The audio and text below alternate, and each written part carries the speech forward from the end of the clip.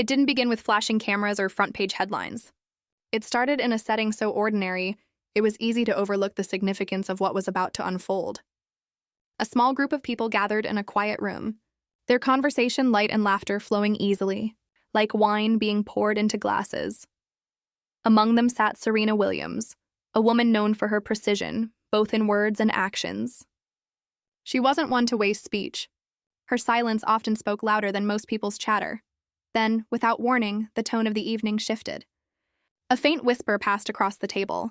Not about tennis, not about fashion, and not even about Meghan Markle's much-discussed royal chapter. It was a small, almost careless remark, but it carried enough weight to cut through the laughter.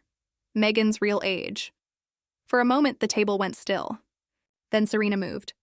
The legendary calm that had carried her through countless matches wavered, just slightly. She leaned back in her chair, eyes narrowing, her voice low but firm, as she asked the question that froze the room.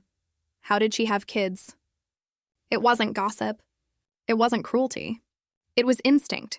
The same instinct that had guided her through decades of competition, detecting weaknesses long before others noticed. Those who knew Serena understood. If she was asking, it was because she already sensed something off. To grasp why her question struck such a nerve, you have to look deeper into Meghan's carefully crafted timeline. Officially, Meghan Markle was born in August 1981 and graduated from Northwestern University in 2003, supposedly at the age of 22. A neat and tidy narrative. But stories that seem flawless rarely withstand closer inspection. Search through university records and the photographs begin to tell another story.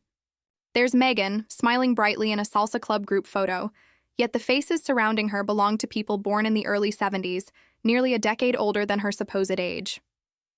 Many of them had already finished high school in the late 80s, long before Meghan was said to be walking the halls of Immaculate Heart High School in '99. These weren't just coincidental overlaps. Their names appeared beside hers repeatedly in alumni lists and club rosters. Not fleeting acquaintances, but consistent companions. If Meghan truly was 22 in 2003, why did her circle belong to an entirely different age group? The arithmetic didn't match. And when the numbers stop adding up, the story itself begins to unravel. That's what Serena saw in that instant. Not scandal, but a pattern. A crack in a narrative that had been too carefully stitched together to be true. The question itself wasn't cruel. It was an inevitable reaction to watching the carefully built story begin to fall apart.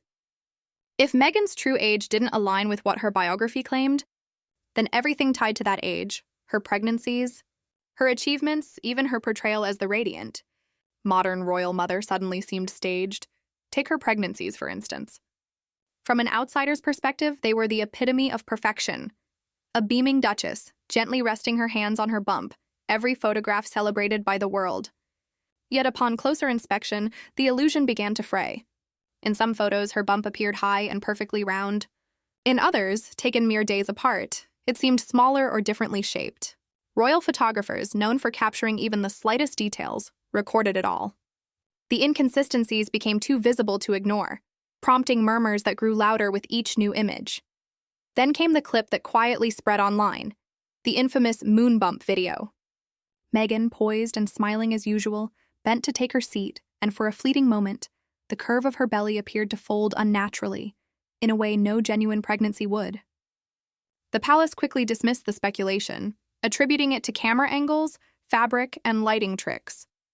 But once people saw it, they couldn't unsee it. The footage etched itself into the public consciousness, a small but stubborn question mark that refused to fade. What made the suspicion harder to dismiss were the hushed comments from those who had worked closest to her, assistants and coordinators who had no desire for attention. One recalled how Meghan, supposedly deep into pregnancy, moved backstage with surprising ease, without the careful slowness typical of expectant mothers. Another confessed they never saw her stomach uncovered, always hidden beneath carefully chosen clothing. A bump displayed to millions, yet oddly shielded from those only a few feet away. Individually, such details might have meant nothing. But together, they formed a troubling pattern, one that her close friend Serena could no longer ignore. The narrative no longer aligned with reality. And so, she asked the question no one else dared to speak aloud. Was Meghan ever truly pregnant? The silence that followed was thick, almost oppressive, the kind that fills a room even after everyone has left.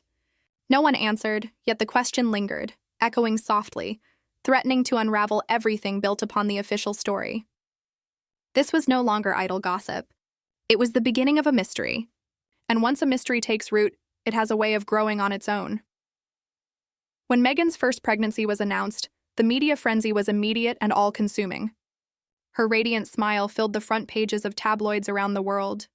Royal watchers stationed themselves outside event venues, while glossy magazines ran elaborate features celebrating what they called the next enchanting chapter of the Windsor fairy tale. Every appearance was carefully staged, her wardrobe selected to accentuate her bump, her speeches infused with maternal charm, and every photograph meticulously curated to perfection. Yet beneath the glossy surface, keen observers began noticing that something about the rhythm didn't quite align with the story being told. At certain events, Meghan floated gracefully through crowds in stilettos, her posture impeccable and movements effortless, showing none of the physical strain typically associated with late pregnancy. Staff members later whispered that she never appeared short of breath or physically burdened, that her ease seemed almost uncanny, too flawless, too practiced.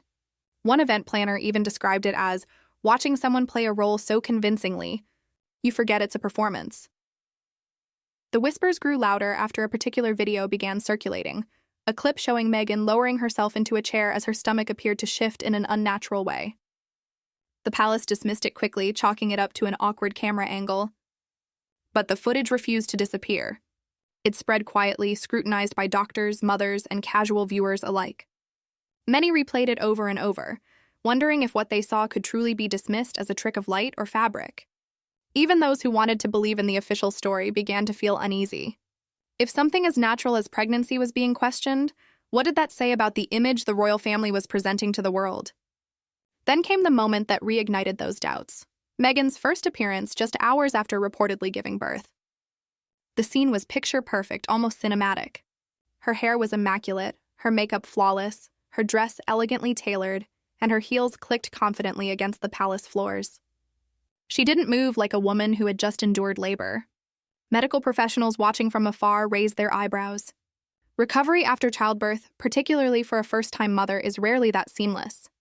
Yet Meghan showed no signs of discomfort, no stiffness, no hesitation in her steps. It was as though childbirth had left no trace. The image was stunning, but almost too stunning. It was polished to the point that it stopped resembling reality. A new mother glowing with happiness was believable. A woman appearing untouched, as though nothing had happened, was not. Behind the scenes, within the quiet corridors of royal operations, staff began to murmur about peculiar inconsistencies. Meghan's schedule during that period, they noted, didn't always match the narrative presented to the public. And once again, the illusion began to crack at the edges. Throughout Meghan's pregnancies, her schedule remained remarkably full, with very few adjustments. She rarely canceled public engagements, seldom shortened appearances, and consistently maintained a level of energy that seemed to defy the physical realities of late-term pregnancy. Those who worked alongside her quietly noted that she never appeared to need medical support, personal assistance, or the brief moments of rest most expectant mothers rely on. For palace insiders, it wasn't the grand, public occasions that raised doubts. It was the small, ordinary moments where authenticity should have shone through, yet somehow never did. At the same time, the documents that could have dispelled speculation remained firmly sealed. Medical records, official certifications, even the names of the attending physicians, all were kept out of public view. Whenever journalists pressed for clarification, the palace offered nothing but silence. And with each unanswered question, that silence became more conspicuous, more deliberate.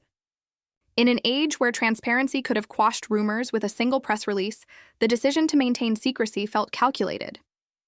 One by one, the details accumulated: the fluctuating shape of her bump, the infamous moon bump video, the unusually swift recovery, the sealed records, and the quiet murmurs from staff. Taken separately, each might have been dismissed. But together, they painted a picture that no royal press office could entirely erase. The more closely people examined the pattern, the more it began to resemble a meticulously constructed performance rather than a genuine experience. What unsettled the public most wasn't necessarily the possibility of deception, it was the precision of it all. Every photograph, every appearance, every statement seemed choreographed to reinforce the image of the glowing royal mother. And yet, it was in that flawless presentation that unease began to grow. Real life, after all, is never perfect. When someone insists on portraying it as if it were, the cracks eventually begin to show. And those cracks had already started to spread. Within the palace walls, silence carried more weight than words. The truth surrounding Meghan's motherhood was guarded with the kind of secrecy usually reserved for matters of state. Every aide, every staff member, every medical professional connected to her story appeared bound by an invisible code. To question the official account wasn't merely discouraged, it was dangerous. Those who dared risked not just their positions, but their place within the entire royal ecosystem. Loyalty wasn't optional, it was enforced. Beyond those walls, however, the public was piecing together its own version of events. Photographs, video clips, stray comments, even old records, all became fragments of a fractured mirror reflecting an image of Meghan that didn't quite match the fairy tale the world had been told. For many, the inconsistencies surrounding Meghan's story became impossible to overlook. The shifting shape of her baby bump, the immaculate post-birth appearance, and the absence of verifiable documentation, all of it painted a picture that seemed more orchestrated than genuine. Medical professionals, speaking cautiously and often off the record, began to share their observations. Some described her recovery as extraordinarily rare. Others went further, suggesting it bordered on medical impossibility. These weren't conspiracy theorists or idle gossipers, they were experienced experts, unsettled by what they saw. For them, the issue was never about Meghan herself, but about the principle of truth. If something as universal and natural as childbirth could be turned into a performance, what else could be rewritten? That question carried implications far beyond one woman's story. Meghan symbolized the monarchy's modern face, the embodiment of progress, diversity, and a bridge between tradition and the present day. Yet if the foundation of her narrative was unstable, then everything built upon it risked crumbling. The royal brand depends on belief, on the perception that its ceremonies, titles, and family moments are grounded in authenticity. If that illusion shatters, the institution itself begins to fracture. That's why the palace's chosen response was silence, not transparency. It wasn't that they could confirm the truth, it was that acknowledging the cracks would expose too much. What made the mystery haunting wasn't the speculation, or even the sealed records, it was the simple, unanswerable question at its core. How did she have children? It was a question that stripped away all the spin and spectacle, cutting to something deeply human. Birth, family, motherhood, these are universal experiences that form the bedrock of identity. To doubt them is to unsettle something primal. That's why Serena's instinct mattered so much. She wasn't a journalist or a critic. She was a friend, close enough to sense when something didn't feel right. And that's where the story lingers, not in the headlines or the official statements, but in the quiet spaces between them. In the sealed documents, in the staff who saw too much and said too little, in the photographs that seem to ask more questions than they answer. If the full truth exists, it remains locked away, perhaps permanently.